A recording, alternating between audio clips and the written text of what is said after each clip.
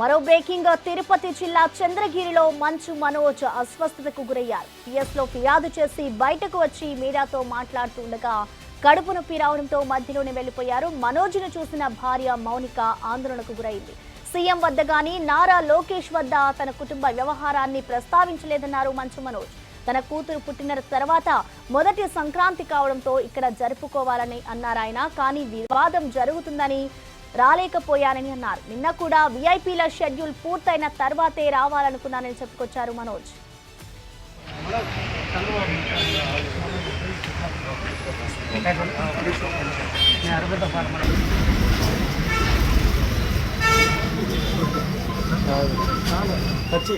కాలేజీలో జరుగుతున్న అక్రమాలపై ప్రశ్నించానని, అందుకే తనపై కోపంతో ఉన్నారని మంచు మనోజ్ చెప్పుకొచ్చారు. ఇంజనీరింగ్, పీజీలో కూడా యూనిఫామ్ పేరుతో డబ్బులు వసూలు చేస్తున్న పరిస్థితి మోహన్ బాబు విద్యా సంస్థల్లో ఉందని ఆరోపించారు మంచు మనోజ్. కానీ ఇక్కడ ఏమైంది, నాతో ఏదైనా ప్రాబ్లం ఉంటే నన్ను కూర్చొని పెట్టుకోవాలి. నేను ఎక్కడికి పారిపోవట్లేదు. ఫస్ట్ రోజు హైదరాబాద్ గొడవ నుంచి ఈ రోజు వరకు నేను వస్తున్నాను, కానీ నేను పారిపోవట్లేదు. చీకట్లో కూర్చొని చెట్ల వెనకాల దాక్కుని ఈ చక్కెరలు పోయడాలు, ఈ బ్యానర్లు ఇప్పించడాలు, వీళ్ళు ఏం తప్పు చేశారు? వీళ్ళ అభిమానాన్ని చూపించేటప్పుడు వాళ్ళు బ్యానర్లు తీస్తే ఓకే, అది చిన్న విషయం.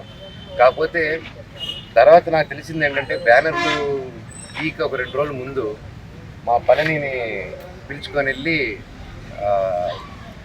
నా సొంత తమ్ముళ్ళలాగండి, ఎప్పటి నుంచో ఉన్నాడు. అండ్ అలా చాలామంది ఉన్నారు. వీళ్ళందరూ నేను డబ్బిచ్చో కిరాయికో నా చుట్టూ మనిషిని పెట్టుకొని తిప్పే రకం కాదు, నేను అభిమానంతో వచ్చేవాళ్ళు. సో అలా పెడితే దానికి పిలిచి, రే మనోజ్ వస్తున్నాడా, వస్తే నువ్వు కూడా ఉండకూడదు, ఏమీ చేయకూడదు, ఎవరు వెళ్ళకూడదు అని ఇదంతో పాటు చాలామందిని పిలిచి ఏరియా వైజు అంటే ఎంత టైం స్పెండ్ చేస్తున్నారంటే 10 నిమిషాలు ఒక గంట సేపు పెద్ద మనుషులు ఒక 4 కూర్చొని పెట్టి, అన్నతమ్ముళ్ళు కూర్చొని మాట్లాడేసి అక్కడ క్యాంపస్లో జరిగే మిస్టేక్లు రెక్టిఫై చేసే చిన్న విషయం. కాకపోతే నేను క్యాంపస్లో నేను అడిగే క్వశ్చన్స్, నేను ఏది ఇప్పుడు హాస్టల్స్లో జరిగే విషయం, ప్రైవేట్ హాస్టల్స్ ఏది అడిగినా అక్కడి నుంచి డబ్బు రావడం అయిపోతుంది, క్యాష్ రావడం అయిపోతుంది.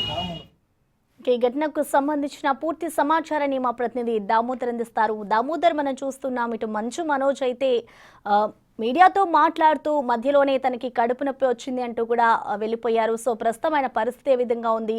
అప్డేట్స్ ఏంటి దామోదర్?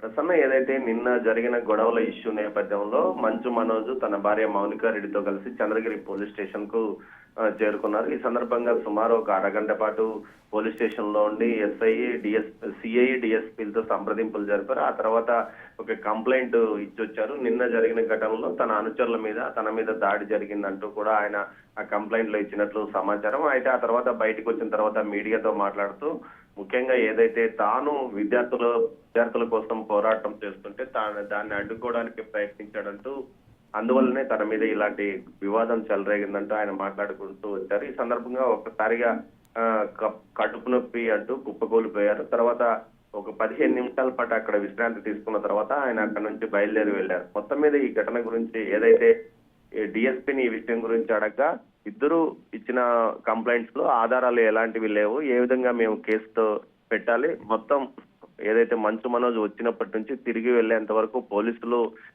మొత్తం పోలీసు బలగాలు అతని వెంటే ఉన్నాయి, అతని మీద దాడి జరిగింది లేదు, అదేవిధంగా అతని అనుచరులైన స్నేహితుల మీద కూడా దాడి జరగలేదు, దాడి జరిగిందని ఆయన ఫిర్యాదు చేస్తారు. మరోవైపు ఉల్లంఘనలు ఏదైతే నిన్న ఒక ఎంబీఏ విభాగం నుంచి ఒక కంప్లైంట్ వచ్చింది, దాని ప్రకారము మంచు మనోజ్ నిబంధనలు ఉల్లంఘించాడంటూ వారు అంటున్నారు. కానీ అతను నిబంధనలు ఎక్కడ ఉల్లంఘించలేదు, నేరుగా సమాధి వద్దకు వెళ్లి ప్రార్థనలు నిర్వహించి తిరిగి వెళ్ళాడు. ఇద్దరు ఇచ్చిన ఆధారాలకు ఏదైతే కంప్లైంట్ ఎలాంటి ఆధారాలు లేనందువల్ల ఈ కేసులు పూర్తి స్థాయిలో తాము నమోదు చేయలేమంటూ కూడా డిఎస్పీ చెప్పుకొచ్చారు. మొత్తం మీద అయితే మంచు మనోజ్ అస్వస్థత నుంచి కొంత తేరుకున్న తర్వాత తిరిగి ఆయన హోటల్కి వెళ్ళిపోయారు. ప్రసన్న.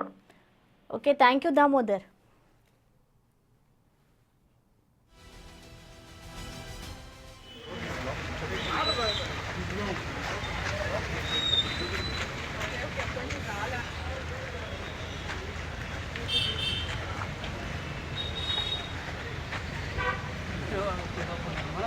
చంద్రబాబు